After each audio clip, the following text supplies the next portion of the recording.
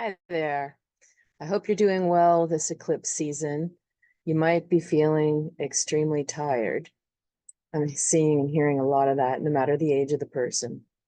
And season changes can do that. But aren't you just a little bit extra tired than the usual season change this year?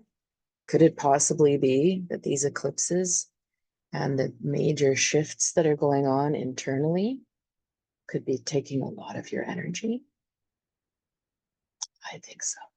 I think the last pass of Pluto in Capricorn is a big deal. It's the last in our lifetimes that we're going to feel this energy. So try to be uplifted by that. It's like, okay, maybe you've come home and you thought you cleaned everything up, but there's one more little bit, and you didn't do it. And you're like, oh, really? Instead of, whatever's revisiting your life, maybe you're getting treated the same old way. You're like, oh, I thought I moved on from that. Why is this happening again? Or maybe you're feeling blocked and stuck on the same precipice where you can't decide something. Instead of getting mad at it, it's time to tackle it. It's time to okay, get that energy, clean up that last little bit, find that courage. Don't let yourself be treated like that anymore. The decisions, well, that's a trickier one. Some decisions are really big and you don't just make them overnight because of an eclipse. Others, well, if you've been mulling things over for a long time and it's been months, let alone if it's been years, you're thinking of doing something, and other times we're still heading into a new world with Pluto and Aquarius. So there will be some decisions that many of you I know feel in the air. You feel like something's coming, but you can't quite pinpoint what it is yet. So you haven't been able to make those bigger moving on decisions, but they are coming. We will feel like we're in a new world, I would say by early next year, by early 2025. Hard to say what exactly number of things will happen to bring that about, but that's been my strongest gut feeling for a while now. Is 2024 is a huge pivotal year of endings and closure, and clean up your life, clean up your crap, clean up your whatever isn't working, because 2025 something opens, something is going to be quite different, and we want to be well and ready, right? So whatever's coming up for you this particular eclipse in Libra, it's a new moon eclipse in Libra. The hard part of Libra is the tendency to weigh everything forever and not decide. But it's not fair, but it's not fair to them. But what if, and so the eclipse pressuring us in Libra is actually a pressure to make a decision. There's a time when you have weighed everything as much as you can, because we must make decisions to move on with life. You could weigh things until your last breath and never decide, right? But how's that going to help you feel like you're living your best life? So justice and fairness are very important to Libra. Now, again, because it's this last push of Pluto, it's time to sort of clean up those decision points where you've been on the fence or humming and hawing for a long time. Don't worry as much maybe about the new ones that have come to your plate, if they have. And all it takes often is one decision on something you've been lagging or afraid of to set a lot of dominoes in motion, to feel like you're unstuck again. So before I get started on the chart analysis, and it actually looks like a nice chart, so that makes me happy. I'm going to show you one more time my new book, Divination Rules. It's online. It's in stores and it's also online. Barnes and Noble, Chapters, Indigo, Amazon, of course. And I'm happy because it's so pretty. I'll show you, like, there's some really beautiful artwork in it. A lot of sunshine today, which is great. So they've done such a beautiful job. Anyway, the sun is making it hard to show you. But I'm going to have, if you're in the Montreal area, I'm going to be having a book launch the 26th of October at Chapters Indigo in Pointe Claire near Fairview Mall. And you're all welcome to come. If you want to buy the book in advance, if you want to buy it there, I can sign it and you can come say hello. Otherwise, I have an interview that I did with Victor Furman at Om Times Radio. You can hear that up on YouTube here or on my website if you get my newsletters. And there's other interviews underway. I'm still in the push of getting out there more and more. And so I'm excited about this topic. It's very cool. Divination it's not just fortune telling and getting a yes or a no. It's a deep part of our history. There's divination in every culture. Ancient culture had something. And many of them are crossovers between cultures in different areas of the world. And then depending on the history with usually religious leadership, whether something was outlawed or banned or considered evil, or whether some stuff was allowable and some is not.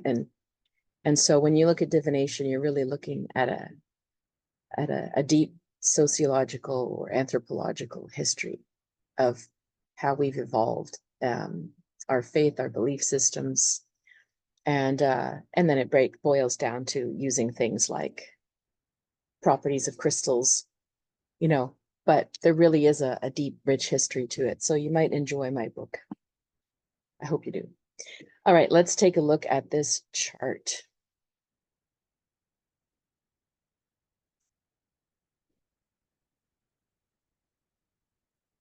So if you're in the Eastern time zone, you will be able to see the height of the eclipse around 2:45 p.m. It starts a couple hours earlier, it finishes a couple hours later. But the height of it, where you might see the annular, the ring, that's what annular means. There's going to be you'll see like a ring of fire around the moon. Sorry, around the sun. So that's going to be really cool. The moon will be blocking the sun, of course, right? So you see the ring of the sun, like a fire around the dark moon. Very cool. So it's falling in the sign of Libra. If you look up here, we can see the sun, the moon, and Mercury, and the South Node, all in Libra. So super strong Libra influence right now. And again, what does that mean? It's usually about relationships. It's usually about mediating between different parties. It's about trying to find a fair or balanced solution to something. It can be a lot about the arts with Libra. Beauty and harmony and art are a big part of Libra psyche. That might, depends on where Libra falls in your own chart, but you might be focused more on these things as well, on repairing or mediating conflicts. You might be focused on beautifying yourself. You might be focused on having more harmony and cleanliness in general in your life. So you might be feeling compelled to do major organization cleanup. Whether, on every level. I've been doing it with my computer because I got a message that my storage was full and to buy more. And I said, no, there's got to be a way. It's time to face all of the digital clutter. And I've been at this for probably 10 days now, and I'm still going through it. It's enormous, the amount of stuff that we have stored in our computers, isn't it? Okay, so that's another challenge if you're up for it. go through your memories and your old photos, and instead of having 5,000 pictures of your cat, do you need, do we need like 2,500 pictures of the same beach from our vacation? Try to go through some of it and extract what's really special, the special ones, the beautiful ones, the ones that still move you and make you go, ah, yeah, remember what that trip felt like, or, oh, I still feel like my cat is with me, or whatever it is, It's harder with the people that we've lost, of course, but with some stuff, maybe you're ready. That's just one aspect. You might be doing it physically. You might be doing it with your garden, with your home. You might be doing it with your wardrobe. And then everything's a metaphor for everything else. So as you cleanse one area, you also cleanse your thoughts. You also shift around little things about what resonates with you. And then that starts to play out in the people and your dynamics with people around you. It's all interconnected, right? So it doesn't matter which one you're working on, but you're looking for, taking decisions, but also like to help you move forward, but also trying to be as gentle and fair about it as you can. To create harmony is the ultimate goal of Libra. To create harmony. So with the moon there and Mercury there, there's a big pull. With the moon there, especially, that's deeper than just a desire. It is a need to feel that things are orderly and fair. It's a need. That's why I think this is a very big eclipse moment, because that need for things to be resolved and fair and decided is so strong. It's, even though it's Libra, it's likely to propel you forward to take some action and to do something. The only thing opposing at this time is the North Node in Aries, but the North Node's a pretty strong influence because it is culturally where we're going. And if where we're going in the next couple of years here, it's only 6 degrees. We've got a little while left of Aries coming into 2025, 2026, when Pluto moves into Aquarius and we start to touch what is this new world. There's going to be a lot more warrior energy we need to call on with Aries. There's going to be more pioneering and taking risks and just going for it. So this last little pull of like, let's do our best to weigh everything and make sure, and making those decisions so that you can more clearly like launch the arrow, so that you can really plunge forward in your life, maybe take some bolder decisions, maybe feel like you have room to breathe again. So the other thing challenging it, and then that's pretty much it. We've got like a very nice feeling to this chart. If you take a look at other charts, as you've watched my videos, this has a really nice light open feeling, doesn't it? So yes, of course, we have a couple of conflict lines with the nodal axis, Sun, Moon, Mercury, and nodes. And we have got a square to Mars, which I'll talk about. But otherwise, we have this beautiful water trine going on right now. And it's almost like it's facing upwards like an arrow, and it is exactly on the midheaven. Exactly. With Venus on the midheaven to boot. I mean, if there was ever a time to sort of, again, feel like realign and elevate, the midheaven is the top of the chart. It's in Scorpio with Venus in Scorpio. Like being called by a very deep sense of desire, by a sense of meaningfulness to go forward. Not just, oh, let's just try that. Oh, well, no, this is deeper than that. This is almost like a spiritual feeling to me.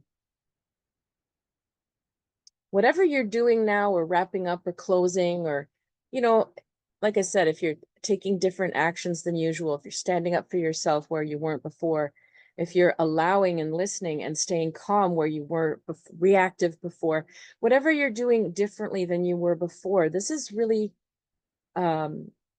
I don't feel like it's a temporary thing for a lot of us. I really feel it's going to be our new normal.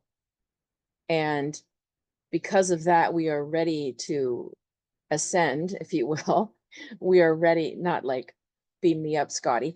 I'm just saying we are ready to raise our vibration, meaning when you raise your vibration, you are raising your self-awareness, you're raising your confidence and your self-respect and your self-love.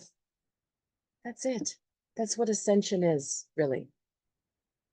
And it's all the process of dealing with our past hurts and wounds and traumas and growing up spiritually, emotionally,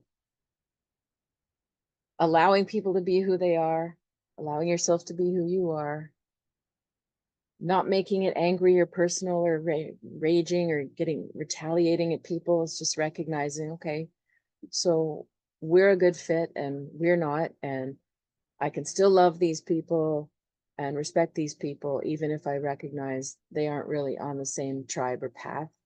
It's okay.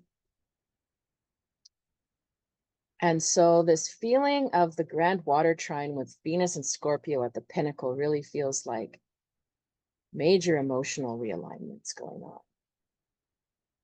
This is a water trine is a strong flow of emotion and intuition and empathy and very strong sense of symbolism, meaningfulness, connection. Venus in Scorpio is not a shallow aspect. You're looking for more desire, genuine desire, not like, you know, a fire in your head for 2 days where you're just running around like crazy and then it doesn't last. No, Venus in Scorpio is like a steady flame. It's lit and it keeps burning because there's something greater driving it, which is usually a sense of purpose, sense of meaningfulness, sense of commitment. Venus in Scorpio can be a little bit obsessive too, possessive and obsessive. But still, it leads us away from this other energy of like, you know, staying in the mind and weighing. And it brings us a little more, it's almost like, you know, this conflict, you see these lines, they're going straight up and down. And it's asking you to sort of like steer yourself a little bit this way into the upward trajectory that's there, and the support is there with these other planets, Saturn and Pisces, Mars and Cancer. This is really a beautiful aspect. And there's nothing in its way up here. There's nothing challenging it. So that is the most lovely part of this whole thing. Even Pluto has nice aspects right now. Imagine that. It's trine Uranus, this blue line. Again, even though Uranus and Pluto can be very upsetting and you know, bring some dramatic shifts, and they don't always bring it in the nicest way. It can be a bit of a shock or a surprise. They are in harmony. Some of these shocks or surprises. Now, obviously, there's lots of things that are a shock and a surprise that are not fun, and we're not saying that those are supposed to be reframed into something positive all the time. It's not a spiritual bypass. But if it's something that isn't a tragedy, that doesn't take away your home, your livelihood, like the hurricanes right now, we're not saying there's a silver lining in the hurricane. I mean, but sometimes in changes that you're sort of forced to make, there can be enormous growth, and there can be beautiful things that happen because of it. Things that you never would have known if you weren't forced to take the change. So that's where the harmony line bodes well, because if something surprises you and you have to make a big change, they do support each other. It's that those changes are supported. So it's sort of like a time of Okay, so accept and work with it if you can. Now, the next thing I wanted to talk about is coming back to the Mars and Cancer square here. So Mars and Cancer is supporting the Venus and Saturn trine. This is the best way to look at it, is getting in touch with how you feel and with your gut feelings, your emotions, your dreams, connecting to people on an intuitive and an emotional, spiritual level, not intellectual, bantery level. Not that that's bad, but this is what the chart is saying is the best flow right now. A little bit bright on my face there. Okay. But Mars is in Cancer, and it is squaring the Moon, Sun, and Mercury and Node. 60, yeah, the Node as well. So when Mars squares the Moon, we have to be careful not to sabotage ourselves and go against ourselves. Because Mars is the planet of action and the Moon is your needs. So if they're squaring, you might take actions that go against your own needs. So how would that play out? Let's say Mars in Cancer square Moon in Libra. Mars in Cancer might get really emotionally intimate with somebody quickly, because it can. And Moon in Libra might not have had a chance to really weigh everything, whether this is really the right person, before your Mars in Cancer has just blurted out your life secrets. That would be one way that it could hurt or harm or sabotage. Also, the Moon in Libra might be attracted to, let's say, the aesthetics, like a person or a situation that's just so perfect in their mind, in their ideals. And it goes against Mars in Cancer because it wants to feel, comfortable and at home in its body. And Libra's stuck in its head, like its ideals. It's not really concrete like it could be. So they could go against each other that way. One is going to weigh things in the mind. One is going to be feeling everything out very instinctively. So it's a heart versus head kind of thing going on. So if you feel also that tug of war between heart and head right now, err on the heart. Err on the heart or the intuition side, because that's where the strongest flow is.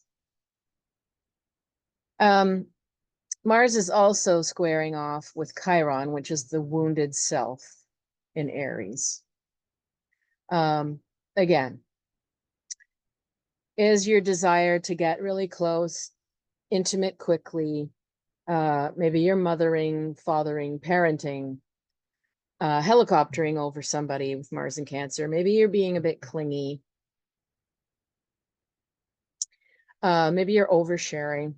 Could be Mars and Cancer. Maybe you're really over sentimentalizing and in the past. It could be impacting your sense of self or the wounded self with Chiron and Aries. Again, Cancer might just have just overdone it a little bit with how much it is absorbing from others, emoting towards others, and hasn't really taken time to address the Moon in Libra. That's like, I need to think this through. I need to make sure this is fair. It needs to sit well in my head before I've dashed in and said that I'll, babysit someone's dog for 5 weeks and I'm thrust into this situation now, whatever. And Chiron, it needs the time to process. If you've got a Chiron wound in Aries, you're not thinking of yourself or respecting or honoring yourself. Sometimes you lose yourself. So with Mars in Cancer, you might run into somebody who's crying on the sidewalk, and you just put your arms around them and you're listening, and you agree to help somebody because Mars in Cancer just wants to like mother the whole world and take them under their wing. And maybe Chiron in Aries, your wound is like losing yourself. Like, wait a second, you have things to do as well right now. You're also not feeling well. Your own cat needs help. Why are you giving yourself away to the first person that needs you because they need it? You know, that would be one way that kind of conflict could play out if you're doing that as well, to be aware, like before you start giving, and it's the intensity of it. You know, you have to check in with yourself a lot with this eclipse. Just check in with yourself. Is this what I really need right now? Am I honestly feeling aligned here? Do I really want to give this? Can I really give this? Can I receive this? Do I really want to receive this? Very basic, but you have to ask yourself that to make sure you're honoring these parts of you. The other thing that Chiron is squaring is Pluto. So there's a real accent here on the wound of self. Do your best right now to not lose yourself in things, other people, projects, work. That can look like always saying yes when you want to say no. That can look like overworking yourself. That can look like neglecting your own health or your own, whatever, your space, say, because you're being available for other things. That can look like giving yourself away or hanging around people that are dominant or narcissistic or whatever, because you've given your sense of self isn't strong enough. So likely you'll be surrounded by other people who might be more dominant or narcissistic. So we want to just watch that you're not giving yourself away, that you're honoring yourself this eclipse. Now, we have another nice aspect here with Jupiter in Gemini. It's squaring Saturn in Pisces. That's sort of like a irritable tension, right? Like, I think I've described this one before because it's been in the skies. Jupiter in Gemini wants to just dabble, dibble, dabble, run out the door, do this with them and that with them, and that tomorrow, and one crowd here and a different crowd there, and one hat they wear in this area and one in there, and just like starting a million things and talking to all these people. And Saturn in Pisces is really just like getting very serious here and wants to like be inclusive of everybody and not put them all in little boxes and have 5 cents of yourself in 4 different worlds you're wandering in. It's just like wants to like have a more global one kind of mindset towards things, and it wants to feel everything. And sometimes it can be a bit martyrish with the Saturn in Pisces, feeling sorry for itself, and Jupiter in Gemini just wants to be bouncy and, you know. So that's a bit of an irritable grind, like a sort of like somebody who wants to go out and someone says, nah, you like it. Wet blanket on the Jupiter in Gemini. And if you're the Saturn and Pisces person, you would just like to spend some time alone. Could I just like calmly read a book? Could these people stop hovering around and talking to me all the time? Which would be the reverse, you know? So they annoy each other. But Jupiter's making a great aspect to Chiron, so it's actually helping out that sense of self. So again, charts are never cut and dry, are they? But it is making a really nice trine to the Sun, Moon, Mercury in Libra.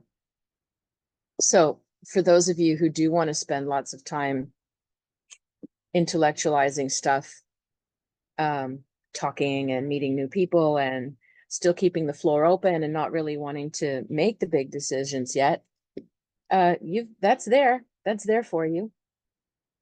But I know there's a very strong pull in this chart towards really moving on and realigning your life. And that's going to require that you dig into your emotions and your psyche, and that you really are clear about where and who you're spending your time and your energy with.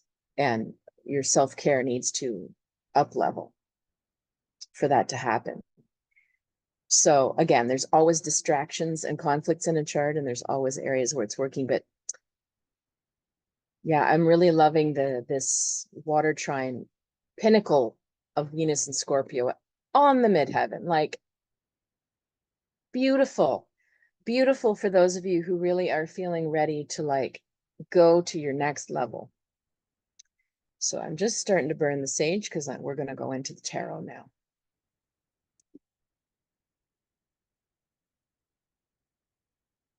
All right.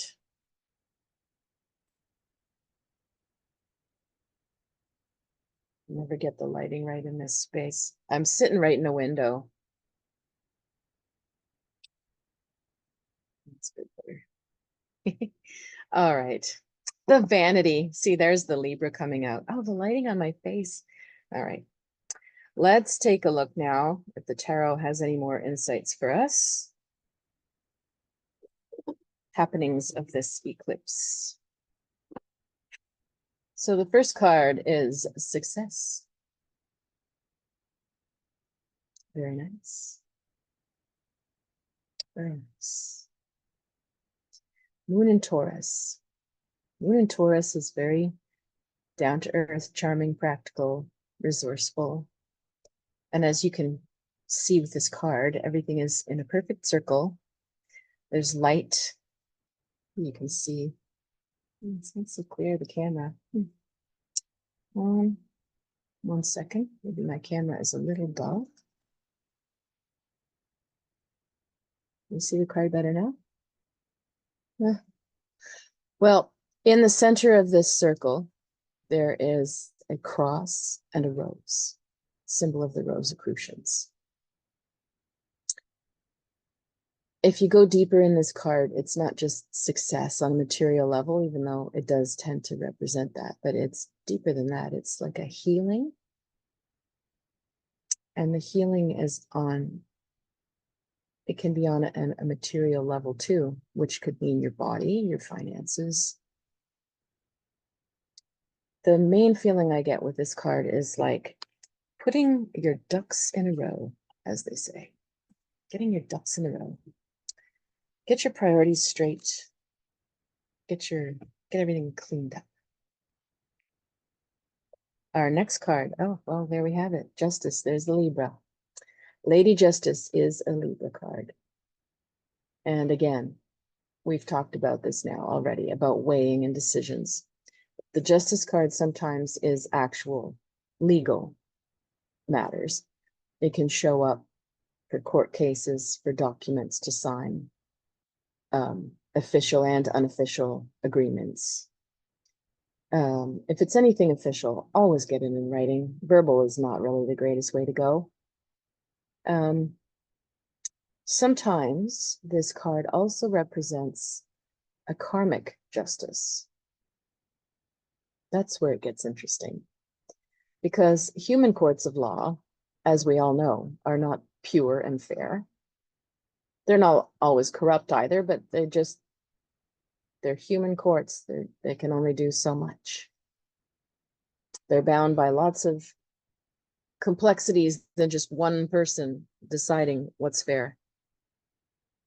And there's many situations that are too complicated for a court to ever decide what's fair. So a lot of people get the bum deal. Karmic justice, though, implies, if you believe, that there are laws of the universe or of nature that rebalance things in their own way based on a more holistic essence of our energy and our collective actions in this life and other lives. And so sometimes during an eclipse, lots of Libra planets, you might feel, and again, that Venus and Scorpio at the top, you might feel a sense of karmic justice or redecisions. You may run into, let's say some of your little conflicts with people around this time, or closures. Maybe some of them are so intense and you don't even know these people. Why is it so intense? You don't know them very long or very well. Why is it getting so heated? That can be a case of karmic closure. There can be past life relations to clean up with somebody. And that's why I find a lot of times when relationships in people's lives are like way too complicated and intense from the get-go, they're either A, they're projecting something of their own crap onto it very strongly,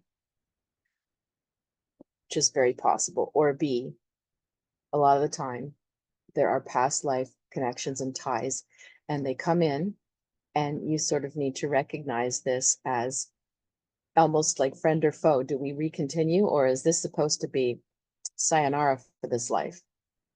And that's often when I find things feel so entangled.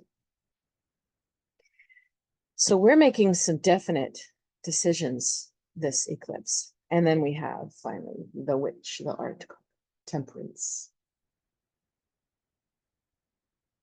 So timing, alchemy and timing.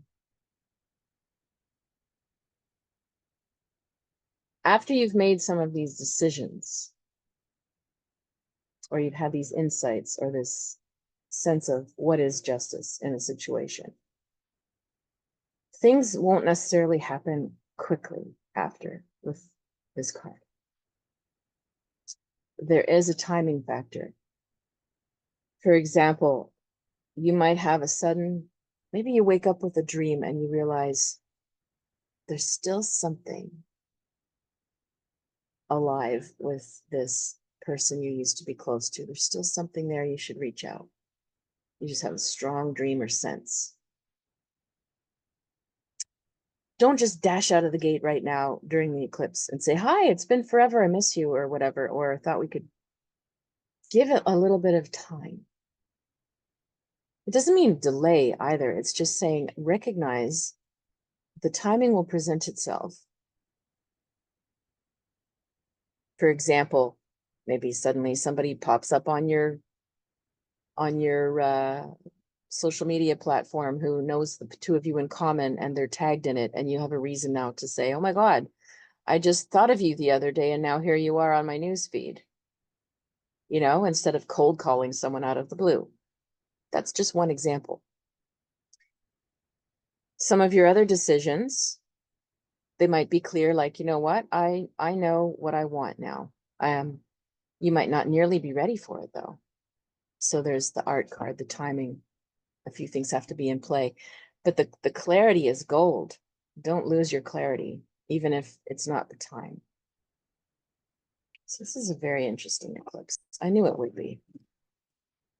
All right, we're going to go into the personal readings now.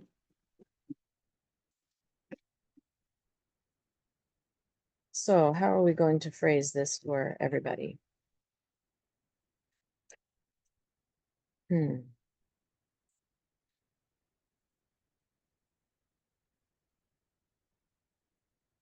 I think I'm going to focus on what each sign needs to do with the closure of Pluto, because we've still got until November 19th.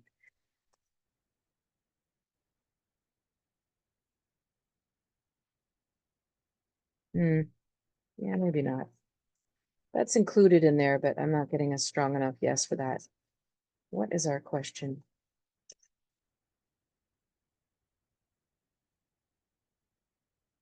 What will the new world look like for your sign by next year?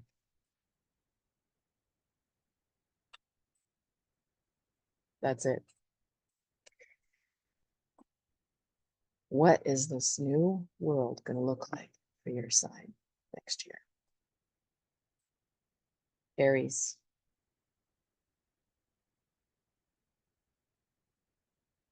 Aries, you're going to be unleashed, unhinged, let out of jail.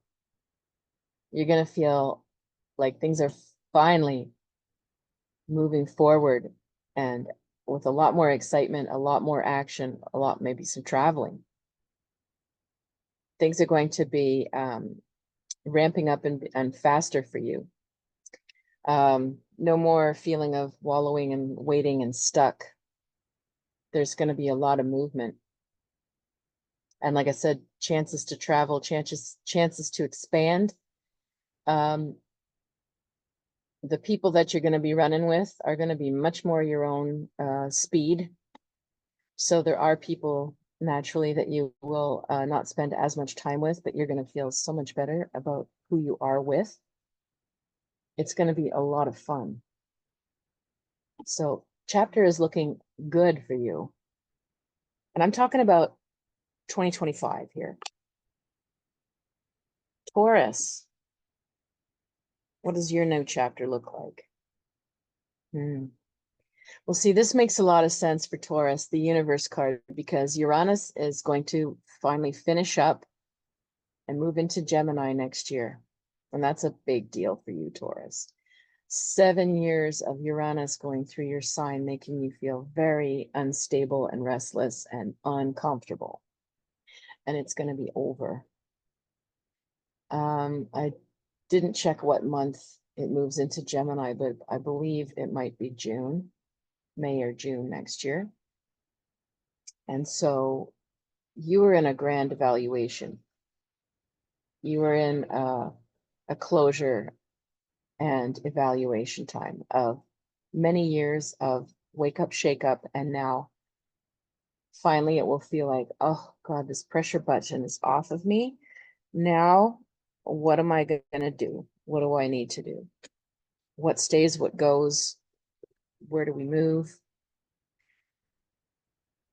There's a relief in this. There's relief for you.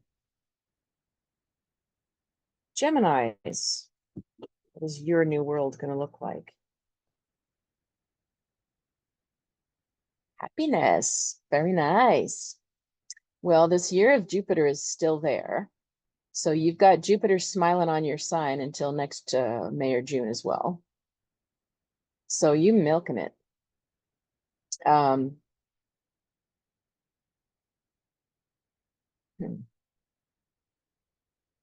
There's a lot of opportunities coming your way.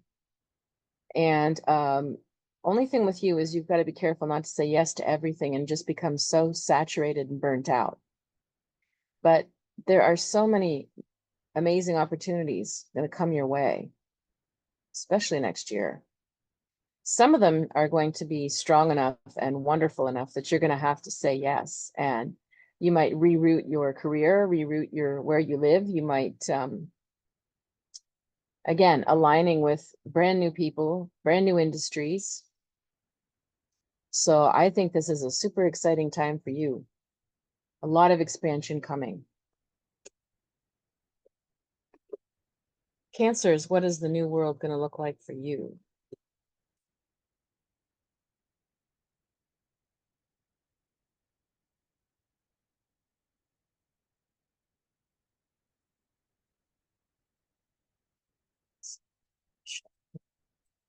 Cancer, what does your new world look like?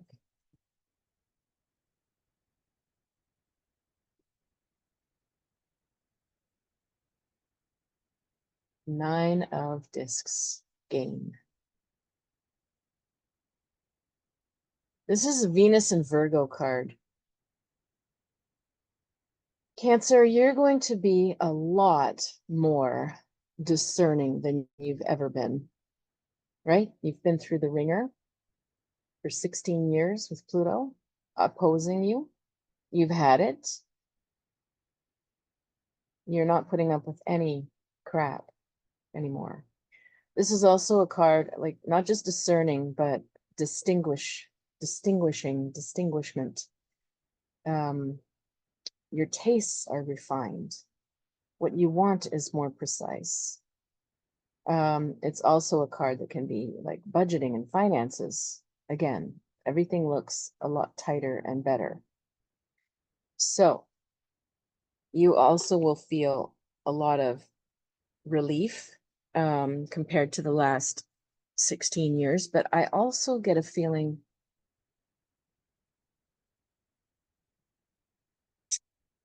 the word is not really relief so much as resolve.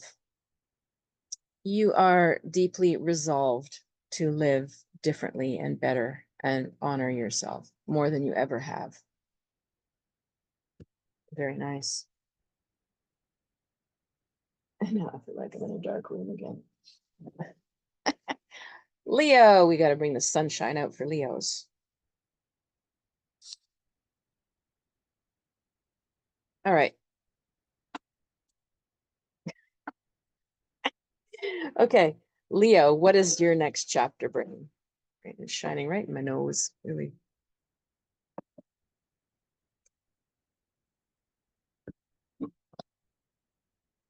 All right, Leo, gonna shuffle again. What is your next chapter bring? 2025 and onwards, okay? Mainly 2025. What is your next chapter looking like?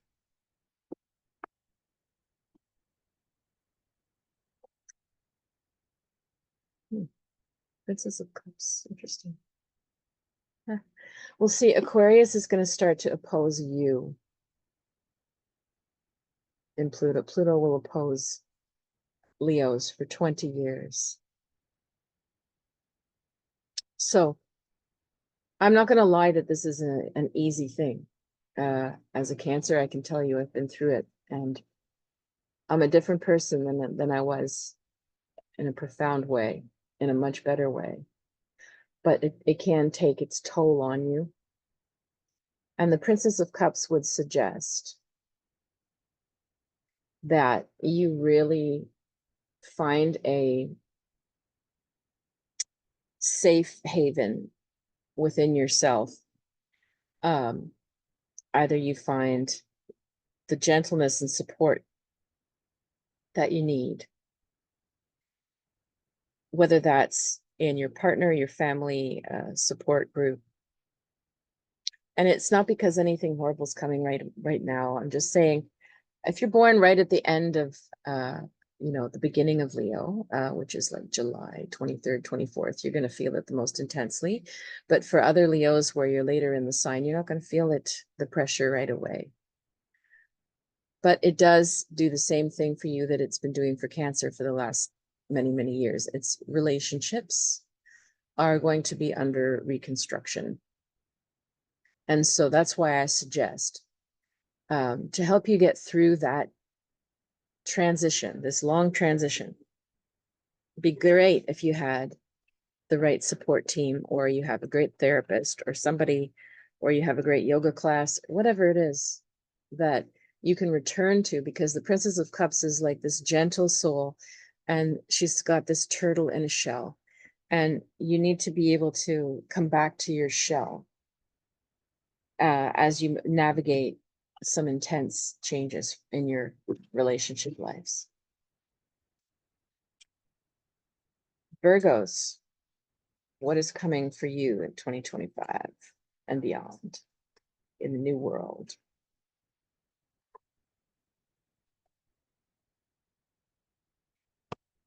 Virgo.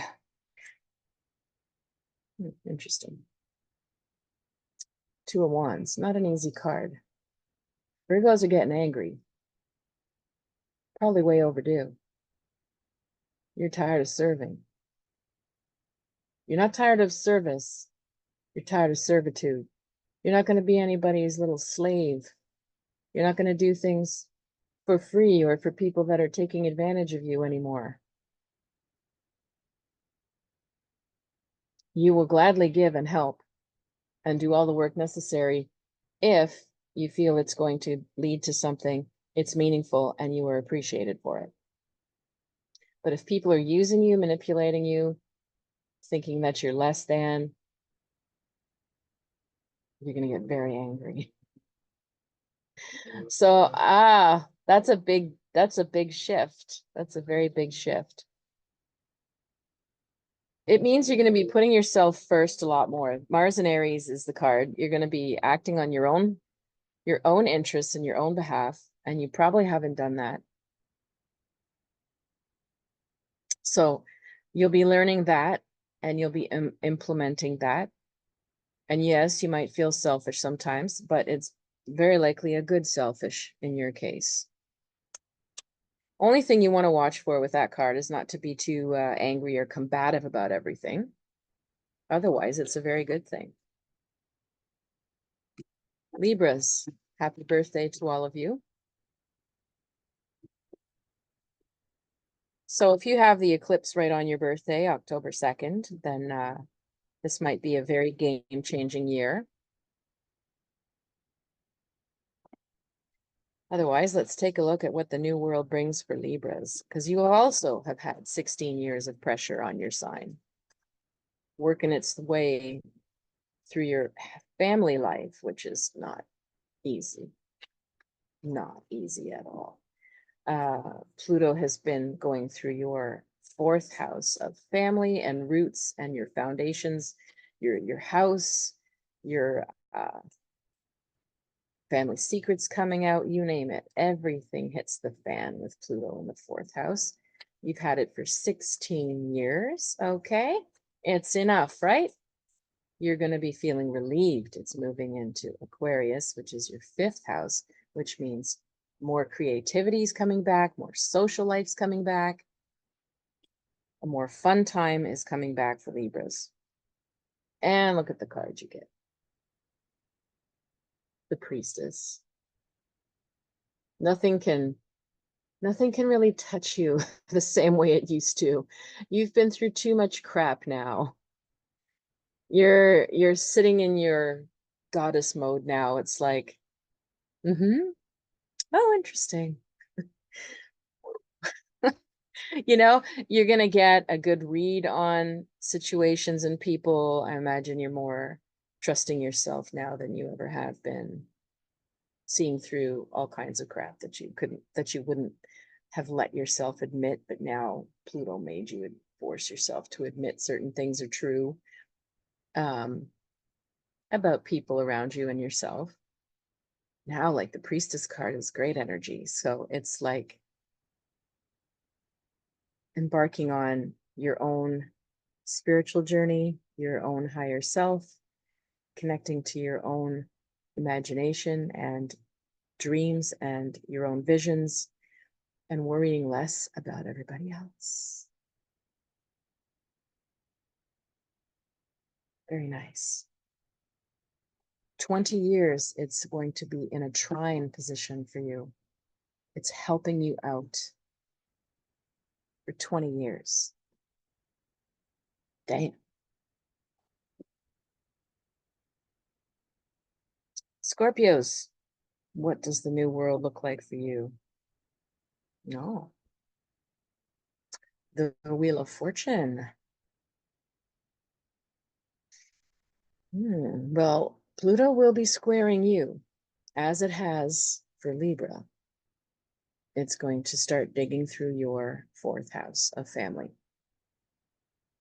and roots. So you can hold on for the ride. It depends where in Scorpio you are when this hits you. But the Wheel of Fortune, because you've worked so hard on yourself, Scorpio, I'd say you've got like a higher minded view of how this can all play out now.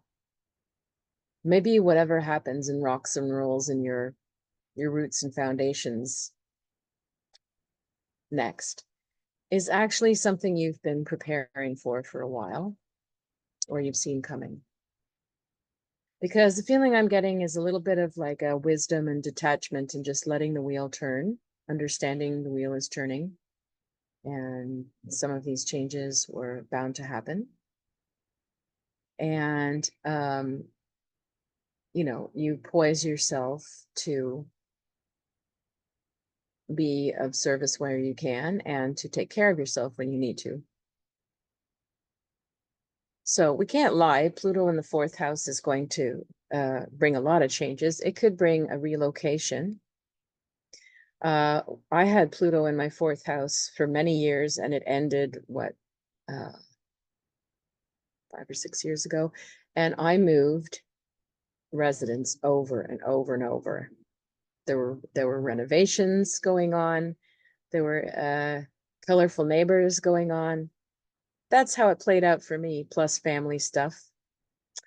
You might also have some relocations, moving, renovations. You might be the one initiating it, but it could be neighbors and stuff too. But as I said, I think you've done a lot of work to sort of have a bit more of a detached view. than getting really angry or really personal about it all. And you can look forward to some of these changes as well. Like Pluto liberates you in the end. It brings things that you didn't really want to have to deal with, but in the end, it liberates you from something that might have been hard. So, a time of enormous spiritual growth for Scorpio. Enormous. But if anyone can handle it, you can. Sagittarius, what is your new world looking like?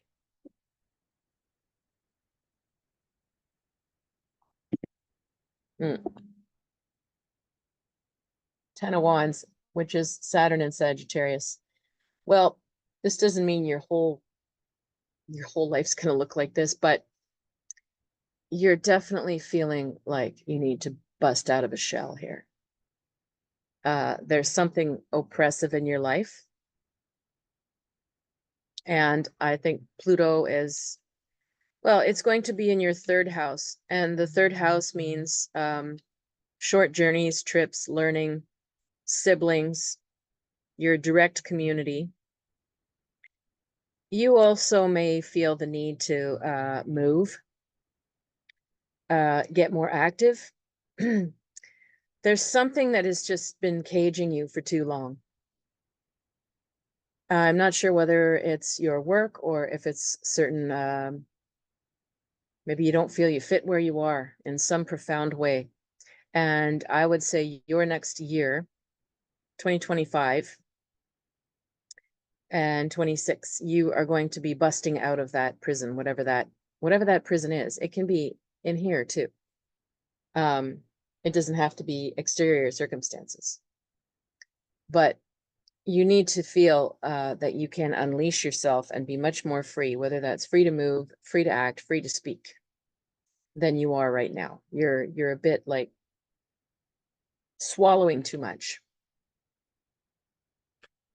And there's just a lot of stuck energy. And so you might even be feeling that as physical issues as well. And the way out of this is Sagittarius needs to be direct, and it needs to speak out, and it needs to be free and spontaneous.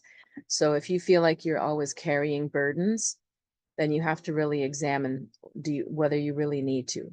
You need a break. All right, Capricorns. Finally, Pluto is leaving your sign. My God, you've had a rough time. You will feel especially liberated. Okay.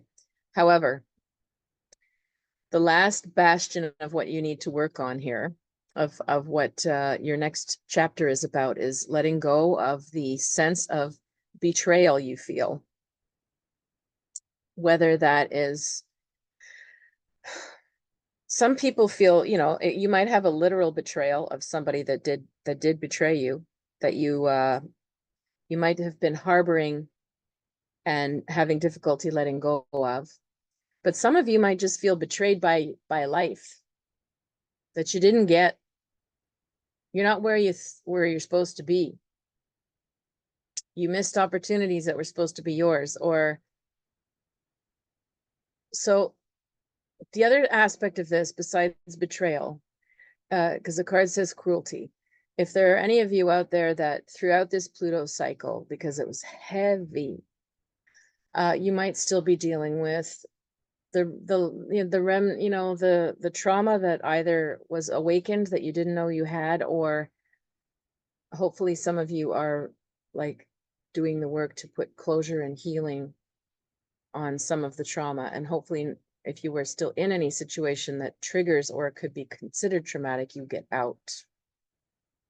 So it's sort of like Sag, for some reason, like it's not your next whole years and chapter and 10 years are like this. It's just next year. Next year, there's really a need to focus on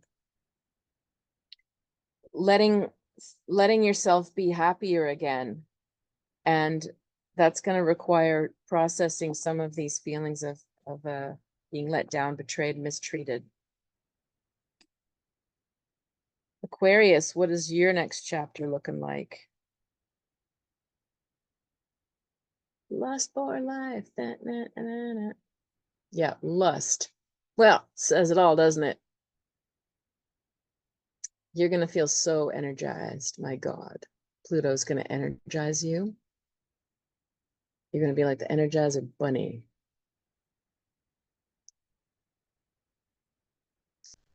There's, again, some challenges with other people coming, but there's also a lot of opportunities coming. And you're going to need to learn which one to grab. And you really need to grab it and commit to it and act on it. And let go of some of the other complicated situations that, even if they're stable and you've been in them for a long time, if they're not where you're going, you're going to need to let go of them. There isn't like a Pluto in your sign is an identity crisis. Okay. It's a long one though. Depends on where you're born, when you're born. Identity crisis doesn't have to be a bad thing. It's not always easy, but it's not always bad. It's not bad. Aquarius, you need to embrace your quirky side, your inner rebel. You're not here to be a cookie cutter person and blend in. So some of you, depends how long have you been suppressing your wild side. Pluto will hit you harder. If you've been trying to live like a little suburban cookie cutter kind of life, or you're the nice person and you play safe and you dress safe and you don't say anything that ever pisses anyone off or rocks the boat, you're going to have a wake-up call, because that's not Aquarians. It's not what you're here to do. Aquarius is here for the revolution. On some level, you have to be the button pusher, the game changer, the one who speaks out, the one who rocks the feathers. So some of you might be really in touch with that side of yourself, but you don't let it out. And now it's like finally, oh, you let it out and it'll feel wonderful. And yes, some people will go, I thought you were this way. And then you're like, no, I'm a badass. Sorry, you didn't realize that.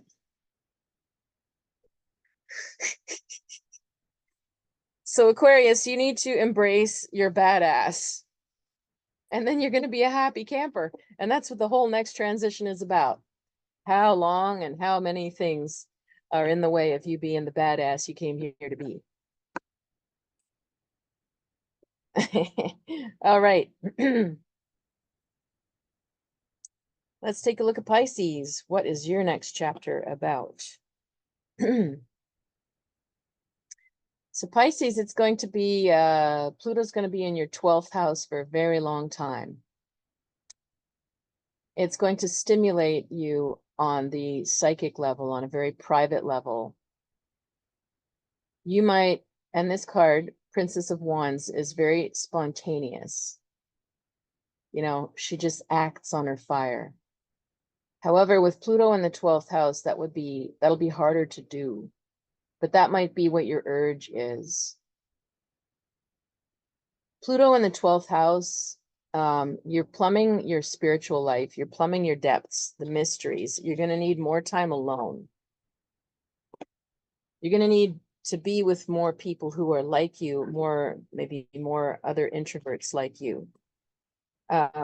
You might need a spiritual group of some sort.